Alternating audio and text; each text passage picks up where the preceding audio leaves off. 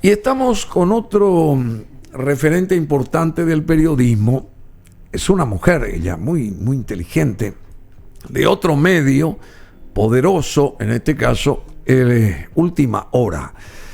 Ella hace 23 años que trabaja para Última Hora, o colabora para Última Hora, donde coordina el departamento educativo, donde se produce El Escolar, justamente.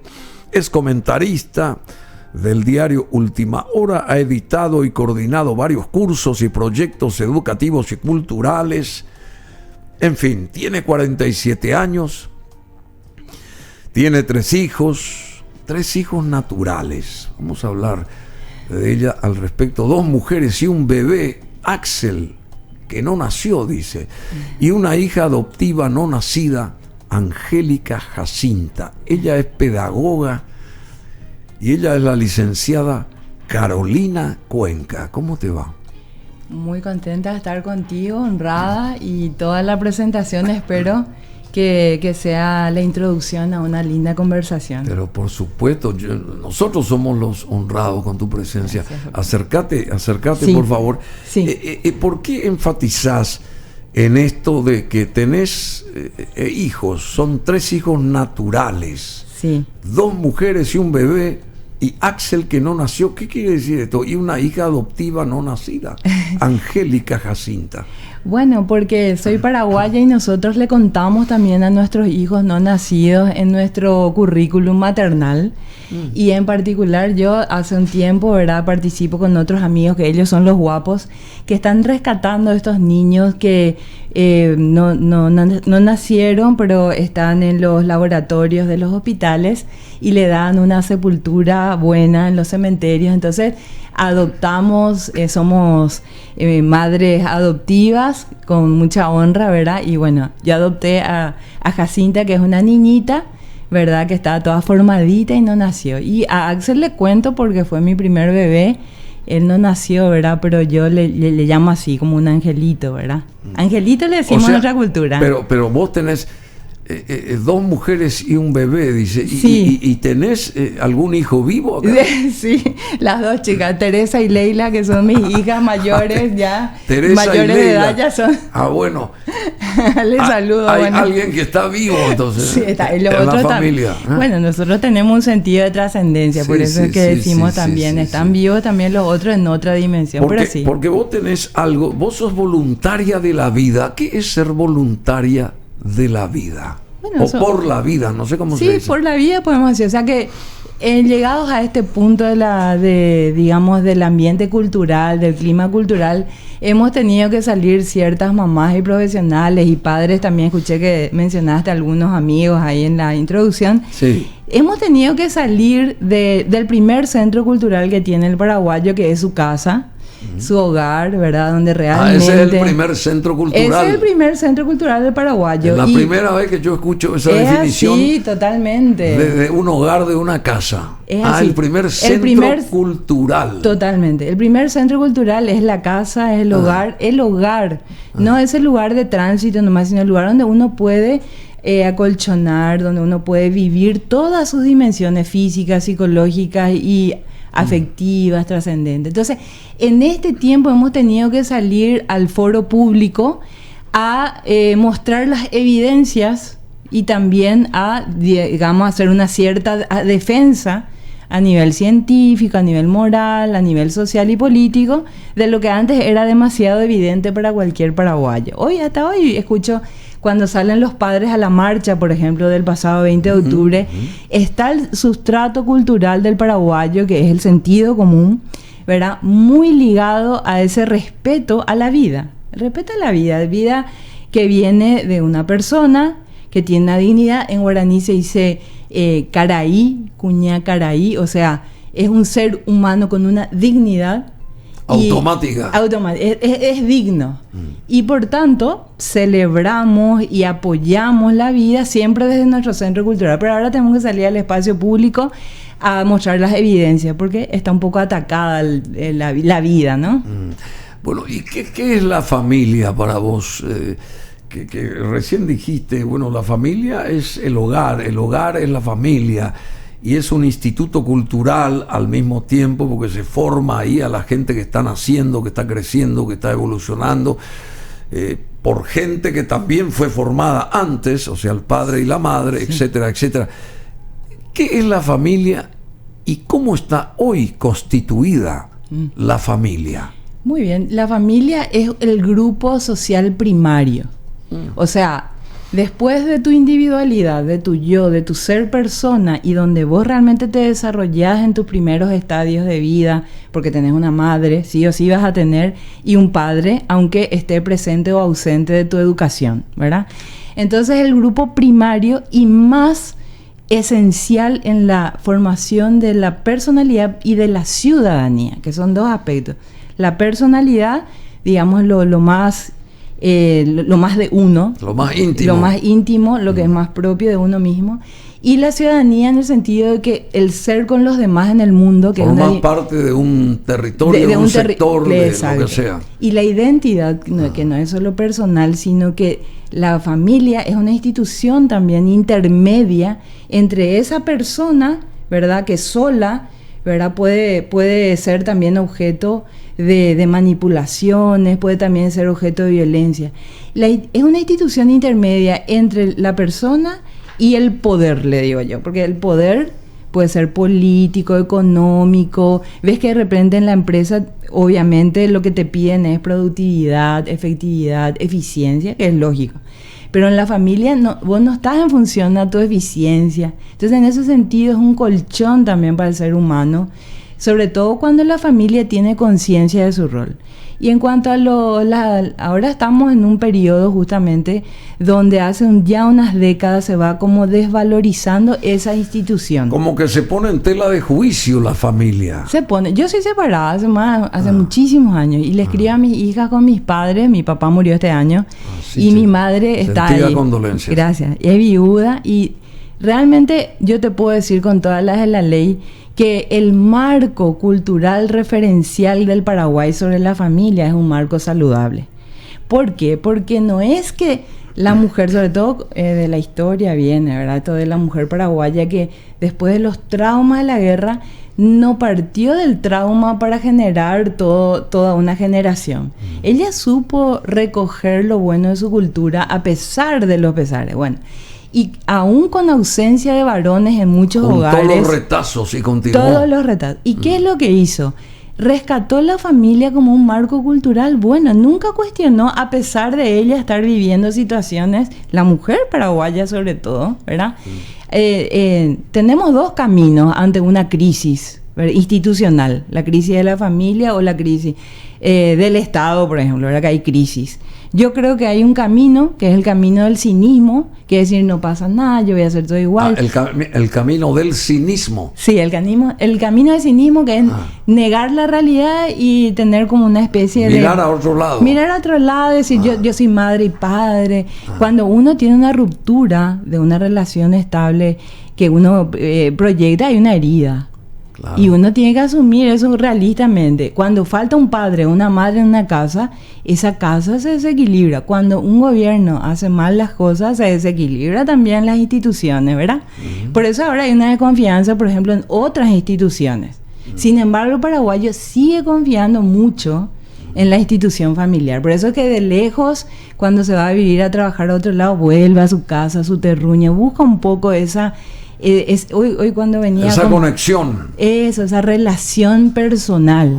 Porque la persona, Bruno y audiencia, realmente es una cosa impresionante las dimensiones que tiene. Nosotros no somos solamente seres neurológicamente avanzados. Hay un salto cualitativo demasiado grande entre el ser humano, la persona, y cualquier otro miembro del medio ambiente y la ecología, por ejemplo. Bueno, es muy interesante. Y a vos te afectó mucho esa separación. Disculpame que te haga esta consulta. ¿Te afectó mucho y superaste eso ya? ¿Estás en otra etapa en ese aspecto o no? Sí, vos sabés que cuando hablan de superaciones, yo soy un poco, no sé si soy la invitada especial para poder hablar de estas cosas porque me gusta pensar las cosas, ¿verdad? Entonces, vos sos muy pensante. Bueno, en general creo que nuestra gente en realidad tiene con el sentido común se piensa también. Hay vías. ¿Qué te gusta a vos del periodismo? Porque vos sos muy pensante, hace 23 años que estás en un medio muy importante acá del país. A mí me gusta leer y escribir. Ah, ¿te gusta leer y Lo escribir? que más me gusta y a escuchar música tan bonita como la que veo que estás poniendo acá.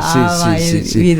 Bueno, en realidad mañana te invito, y a la audiencia, a las 10 de la mañana, los especiales que nosotros tenemos siempre los sábados a las 10, que paralelamente en el canal 21, que te está proyectando la imagen tuya ahora, hay una condensación de todo lo periodístico mañana a las 10 en ese mismo punto horario. Pero en la radio tenemos música. Mañana el especial de ABBA y todas sus canciones y qué sé yo. Decime, y qué es lo que, yendo al punto de la transformación, está el grupo Pro Familia que trata al ministro de Patán, a este ministro Zárate, pero no es mi tema ese hoy contigo. ¿Cuál es tu posición respecto a esto? ¿Y por qué hay esta división? ¿Y por qué en este momento hay esa división? Esto tiene que ver también con el sistema político de que se está cada vez más volviendo denso acá en el país, por lo que llega al 18 de diciembre. Eso también tiene mucho que ver con toda esta aceleración en cuanto a un resultado final, que hay que hacer así, porque creemos que esto hay que hacer así, porque nos dicen las organizaciones foráneas. ¿Cómo viene la mano acá? Bueno, el punto bueno de esta crisis, porque estamos teniendo una crisis entre dos instituciones fuertes, la familia y el Estado, que está tratando de tomar un rol, sobre todo este gobierno, lastimosamente hay que decir, está tratando de tomar un rol que no le corresponde.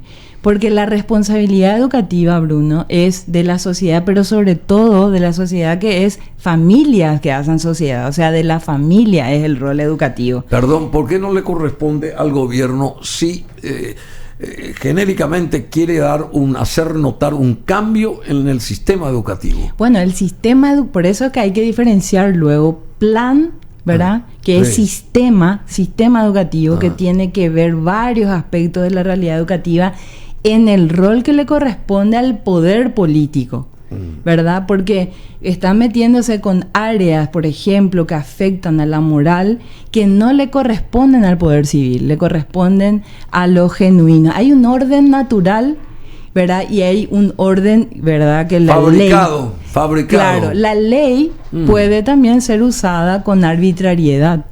O sea, no todo lo legal es bueno. Ahora, gracias a Dios, nosotros en Paraguay tenemos una constitución que respeta, ¿verdad?, quién tiene la prevalencia en cuanto a la educación. ¿Cuál es lo legal? O sea, ¿qué es lo legal en este término familia? ¿Y qué es lo que puede traer cola en cuanto a corrupción genérica? Te hablo. Yo te digo que como positivo lo que noto es que la gente empieza otra vez a querer hacerse sentir. Hace rato que estamos como muy arrebañados, ¿no? O sea, como rebaño, una mentalidad de rebaño, que hay que salir un poco de ahí. Y en ese sentido veo como positivo que volvamos a ver cuál es nuestro rol como padres en la educación de nuestros hijos. ¿Cuál es el rol de los padres? La primera es el cuidado de cubrir las necesidades básicas en lo material. Sí. Y lo otro es educar en una disposición permanente para hacer el bien. Se llama virtud. La función de la familia y de las instituciones intermedias como la iglesia y otras que deben acompañar es justamente en la sociedad, en el medio del individuo y del poder, tiene que cubrir las necesidades, y el Estado, en un rol subsidiario, ayudarle a ese padre a cubrir las necesidades corporales, ¿verdad? Física, corporal. Y después está el tema de la disposición permanente para hacer el bien. Es la familia la que le pone en condiciones al ser humano para vivir pacífica y civilizadamente. ¿Y la familia educa también? La familia es la primera educadora. Es la primera. ¿Y cómo educa la familia? ¿Educa con el corazón la familia? Y como decía un amigo pedagogo, Paraguay tiene un corazón tan grande en lo afectivo, ¿verdad? Pero el corazón humano es también el centro no solo de nuestra afectividad, también es el centro de nuestra razón. Y muchas veces nosotros ese caudal afectivo que tenemos los paraguayos, somos afectuosos. Somos afectuosos, sí. Pero a veces ese caudal afectivo necesita también una canalización racional. Que, ¿verdad? Y desde la razón también tenemos que educar lo afectivo. No podemos solamente estar en el mundo del me gusta y no me gusta, Bruno. Tenemos que estar en el mundo del estoy de acuerdo o no estoy de acuerdo, porque eso significa que estoy procesando lo que me están diciendo. Bueno, ¿y por qué no se está de acuerdo? O sea, cierto sector de nuestra sociedad, sobre todo los padres de familia, etcétera, etcétera, ¿por qué no se está de acuerdo con lo que quiere implementar este actual gobierno a través de su ministro Zárate para con la educación en el marco de la transformación educativa? Bueno, hay cuestiones de contenido y de forma.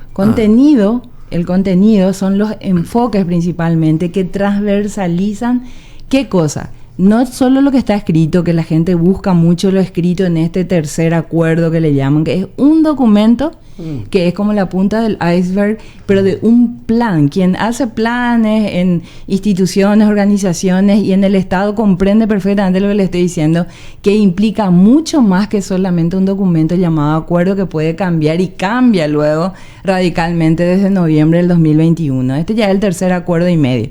Entonces, tercer acuerdo y medio. Sí, y medio porque cuando estaban haciendo el tercer acuerdo en septiembre y estaba, por ejemplo, el representante de la CEP, Narciso Velázquez, tratando de objetar con otros compañeros como el ingeniero Ortigosa y el doctor Micena, estaban objetando el segundo plan, ya les viene este tercero, ya votan en la mesa de la transformación y sacan un documento que ni siquiera pudo revisar las objeciones. Apuradamente. Bueno, entonces, si uno ve el acuerdo, tiene que ir al plan. Cuando uno va al plan, perdón que te termine nomás la idea, cuando vos vas al plan, que empezó en el 2017, que es lo que venimos estudiando, te remite a los objetivos de desarrollo 4 y 5, porque como dice el presidente Marito en su carta 431 dirigido a los parlamentarios en plena pandemia, septiembre de 2020, donde ¿qué les dice el presidente? Le dice, tenemos que ajustar el sistema educativo paraguayo a los objetivos 4 y 5, objetivos de desarrollo sostenible de la Agenda 2030 en un marco de gobernanza. Entonces, cuando uno dice marco de gobernanza, ¿dónde está eso en la Constitución? ¿Qué quiere decir? Bueno, eso que antes no se gobernaba la educación. Eso, muy bien. Entonces uno se hace preguntas y eso le apunta a leer los objetivos 4 y 5 y las metas y estrategias que tienen esos objetivos dentro de la agenda. Luego uno lee la agenda 2015, antes tuvieron los objetivos del milenio, luego vuelve a ver cómo se hizo el plan y empiezan a encajar ciertas cosas, como por ejemplo que en los primeros 2 años del plan de la transformación, el que dirigía esta mesa estratégica era el ministro de Hacienda, no el de Educación. Presidía el ministro de Hacienda. ¿Por qué? Porque era parte de un plan que se llama Plan Nacional de Desarrollo 2030. Donde la plata tiene que ser distribuida. Y también porque viene el dinero, pero no solo viene. Las inversiones que vienen de fuera, como los 38 millones de euros que da la Unión Europea en el 2020, pero pide... ¿Cuánto? ¿Qué cantidad? 38 millones específicamente para el pero sistema. Hablan de 86. 86 donó para, digamos así, meter mano a muchos de los proyectos de desarrollo, pero para el sistema educativo 38 millones es lo que figura en el convenio 6659 que estudiamos. Y ahí dice que los objetivos 4 y 5 de desarrollo de la Agenda 2030 son el objetivo y que los enfoques vienen de esa agenda. Y cuando uno ve los enfoques, lo que hoy ONU llama derechos, lo que hoy ONU llama género, hoy no 2022, hoy desde el 95. Hoy, sí, desde hace muchos años. Desde el 95. Sí, así es. O sea que en el 2025 van a ser, ¿cuánto? ¿30 años ya? Sí, prácticamente. Y sí, debe ser, porque venimos estudiando esto. 30 años, ¿verdad? 30 años. Venimos estudiando cómo se introdujo. Y hoy estamos despertándonos nosotros y pasaron 25 años más o menos. Sí. Bruno, yo creo entender que nosotros estamos más despiertos, nos quieren adormecer, es al revés. Sí, es al revés. Porque el paraguayo tiene una cosa, tiene sentido común. Así. Sí, porque esto le ha ayudado debido a toda la corrupción en la historia que tenemos. El sistema formal no siempre ha sido acogedor, digamos, ¿verdad? No todo el mundo, no todos nuestros abuelos han tenido la oportunidad de educarse formalmente.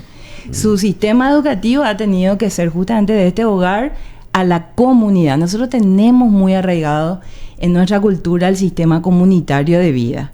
Y hay como un sustrato cultural que es guiarse por lo que uno ve que hace por el sentido común. Bueno, es un tema polémico, te agradezco yo porque vos sabés mucho, dominás mucho, estás hasta con los detalles de las firmas, de los contratos, qué sé yo, toda esa parte de números y las letritas chiquititas.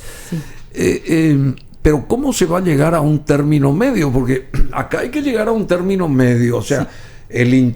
Pienso yo soy neófito, pero ciudadano al fin de este país y estoy a favor de la familia, de los intereses de la familia en el sentido bueno, de formación, ese tipo de cosas, como yo también partícipe alguna vez de una familia y también padre de familia hoy, ¿verdad? Bueno, pero ¿cómo vamos a hacer para llegar a esa fina línea de un término medio, de una columna del medio, como se dice? Porque están los intereses del gobierno, que son los intereses foráneos, donde entran las famosas ONGs también, y está el interés de la ciudadanía en general, a la que sigue los modos, usos y costumbres por tradición de este país, desde que, qué sé yo, Imaguaré, ¿verdad? No solamente de la época de independencia, sino mucho antes. Sí. El paraguayo es el paraguayo, ¿verdad? Que siempre luchador, y la paraguaya, gente honesta, porque nosotros somos honestos, la mayoría. Hay un grupo que es el que hace que nos vean diferentes, pero ¿cómo vamos a llegar a ese objetivo, digamos? Porque estar peleándonos y a través de los medios, insultando aquí, insultando allá, reuniéndonos, tiene que haber una lógica pensante. ¿Cómo se puede elaborar ese plan que dé resultados positivos? Sí, yo creo que hay que hacer una reforma educativa. La reforma educativa implica en su misma expresión que vamos a analizar, o sea, vamos a hacer un diagnóstico que no es PISA, que solo ve matemáticas y lengua y otras ciencias naturales en chicos de 15 años. Vamos a hacer un análisis de lo que se hizo hasta ahora. Ha habido reformas en los años 50, en los años 70, en los años 90. Sobre todo la última reforma en los años 90 tiene algo bueno, que son los fundamentos antropológicos, los fundamentos filosóficos. ¿Por qué es bueno? Porque apunta a una persona que se va a adaptar al mundo que le toca vivir en lo tecnológico y tal, con identidad propia. Entonces esos fundamentos son una guía interesante para saber qué tipo de persona queremos nosotros de aquí al futuro. Y también, ¿verdad?, tenemos que ver todo lo que se hizo mal en la didáctica, en los gobiernos que no usaron bien el presupuesto que le damos los ciudadanos a través de nuestros impuestos. Los 38 millones de euros y otros dineros que vienen supeditan los planes a enormes presupuestos que al final requieren préstamos a bancos como el Banco Mundial, ¿verdad?, el Fondo Monetario Internacional. ¿Y qué se hace con ese enorme caudal de dinero que se presta? Claro, ¿qué se hace? ¿Cuál es el cambio que existe?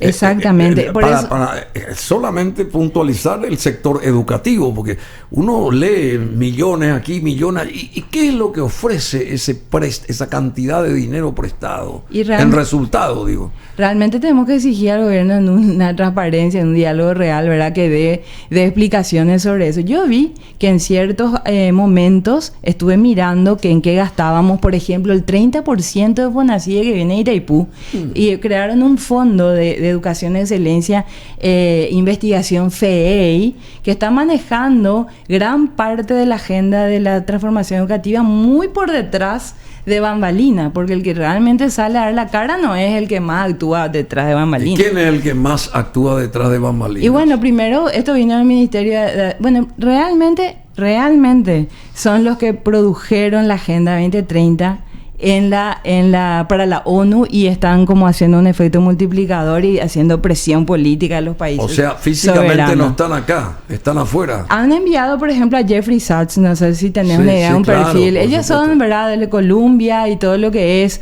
ahora la nueva corriente, justamente las reinterpretativas de la ONU. Desde el 95, por ejemplo, reinterpretan. Kofi Annan, que fue secretario de ONU, reinterpretó, Bruno, hizo una comisión dentro de ONU para que todos los expertos de la ONU tuvieran como un pensamiento único en cuanto al género, como construcción cultural de la sexualidad.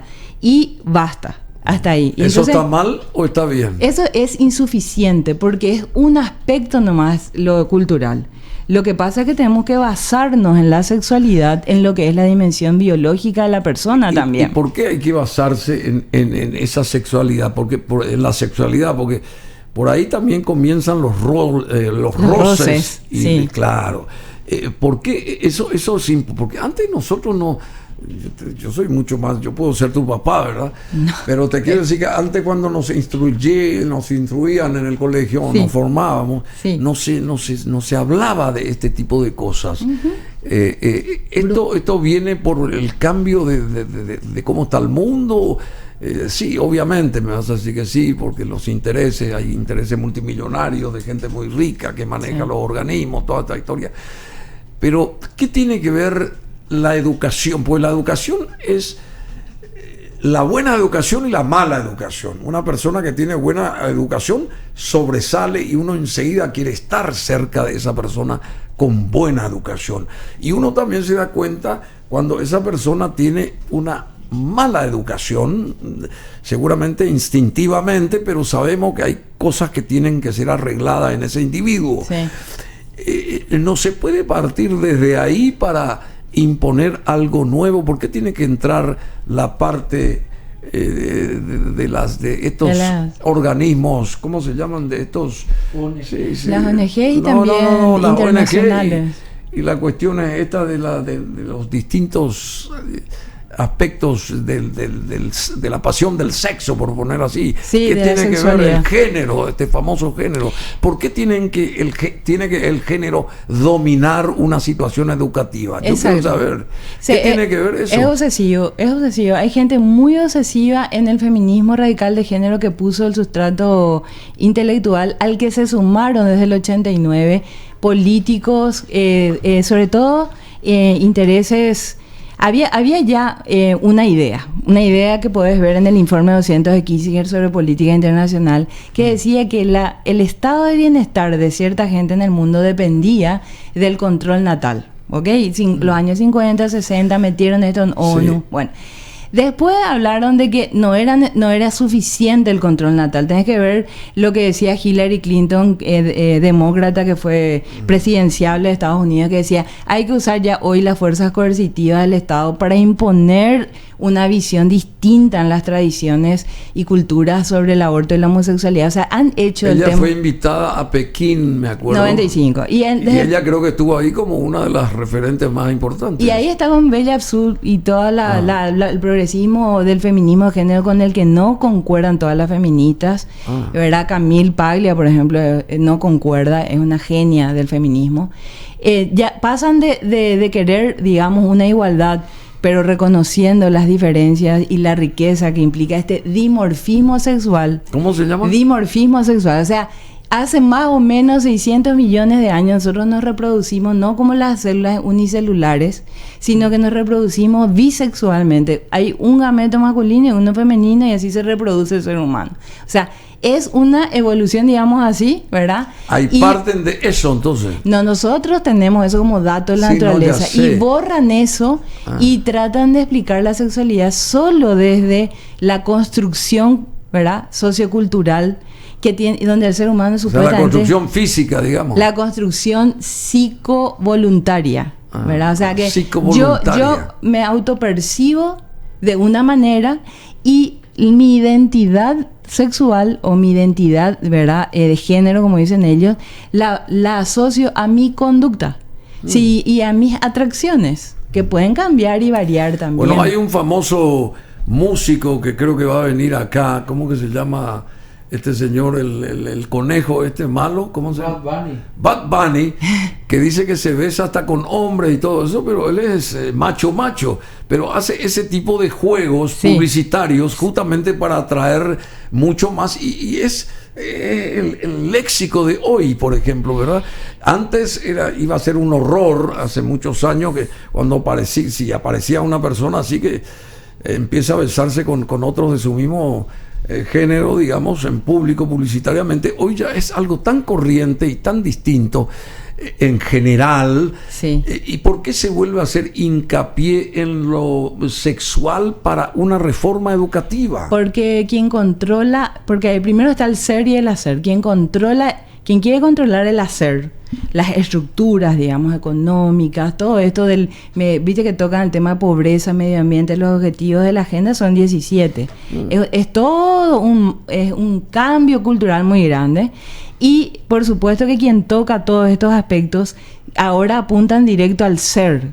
Por eso que nos oponemos los padres en forma incluso intuitiva, porque vemos que le van a tocar el ser, sí, claro. No solo el hacer. Entonces ese hacer, vos podés en tu madurez decir, hacer, probar, ¿verdad? Pero hay toda una cultura de la cancelación, por ejemplo, detrás de la investigación real sobre de dónde viene, por qué, por ejemplo, algunos no se sienten cómodos con el cuerpo con el que nacieron. Nosotros estamos a favor de la investigación científica. Es más, la educación sexual se tiene que hacer desde muy chiquitos, pero con un respeto de la evolución cognitiva del niño, no forzar, que es lo que hace la ESI, que es todo el esquema didáctico de este nuevo pensamiento. Y los chicos de 6, 7, 8 años que tienen mucho que más chicos, 2 a 6 dicen sus manuales. Horrible, Bruno. Y eso es terrible. No, y aparte forzar unas cuestiones que los niños no preguntan naturalmente. Y ahí es donde vemos la hipocresía.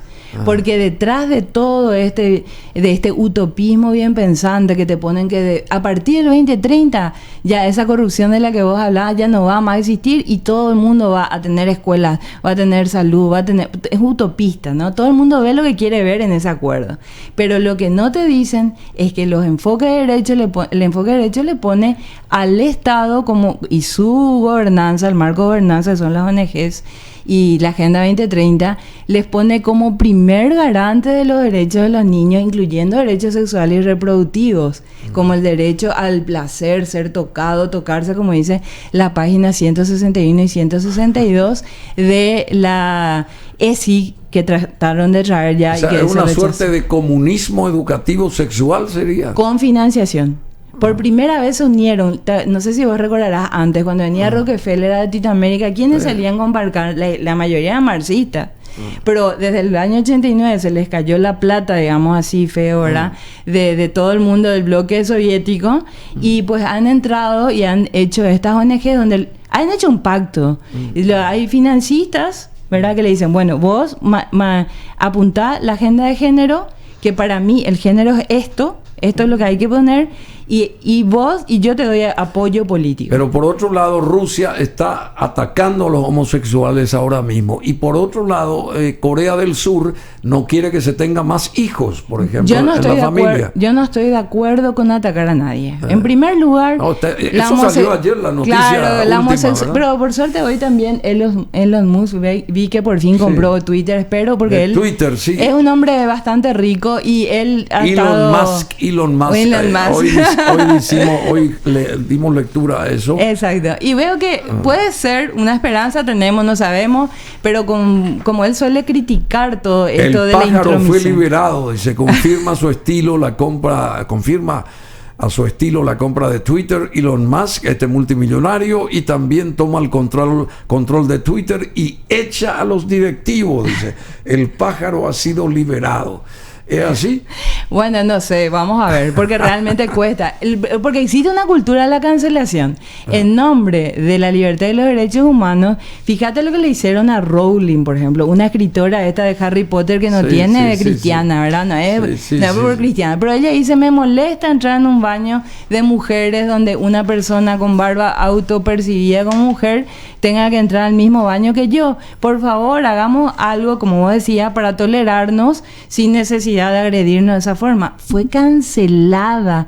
Estos diseñadores de moda Dolce Gabbana, que son homosexuales y que siempre han vivido bien, o sea, integrados a la sociedad, haciéndole ropa a gente muy famosa, habían dicho unos años atrás que ellos tenían un estilo de vida distinto y que lo que querían era respeto. Pero que ellos sabían muy bien, y toda la comunidad sabe, que no es lo mismo ese centro cultural, esa institución llamada familia, que una relación, ¿verdad? Que puede ser estable, puede haber amor ahí, todo eso, que ya es una conducta posterior a la niñez. Y que ellos decían posterior a la niñez. Respeten a los niños, decían. La cancelación, claro, posterior a la niñez. Claro, ahora están haciéndole cancelación, entrenando a los chicos en los colegios. Una vergüenza. Bueno, sí. Esto da para mucho más y quiero invitarte de vuelta, si me permitís, para, no sé, la próxima semana o dentro de 10 días o 15, pero tenés que volver, Carolina Cuenca, porque esto da para mucho más y sabes mucho vos sobre este tema. Y también está contenta ella porque ganó Olimpia, pues 6-1. Ella es olimpista, así que acá el DJ Cool también es olimpista. Bueno, así que te agradecemos muchísimo, Carolina Cuenca. Sabes mucho. Mi hermana Rita fue la que me dijo invitala a Carolina. Salud. Ella sabe mucho y sobre este tema y me parece excelente. Así que, pero quedó así en puntos suspensivos la respuesta a esa pregunta que te hice. ¿Cuál sería ese término medio entre la postura de un bando, entre comillas, y la del otro? Rápido. Reforma educativa, sí. Reforma. Palabra reforma es ver, apreciar lo que tenemos y lo que es bueno y desechar lo que no nos sirvió para nada, ¿verdad? Y transformación, cuidado, porque viene con una agenda política que es muy contracultura. Lo segundo, llamar a los pedagogos paraguayos, que hay muchos, yo soy parte de una comunidad de pedagogos muy interesante, donde nos enseñaron a pensar sobre educación desde el punto de vista del gobierno.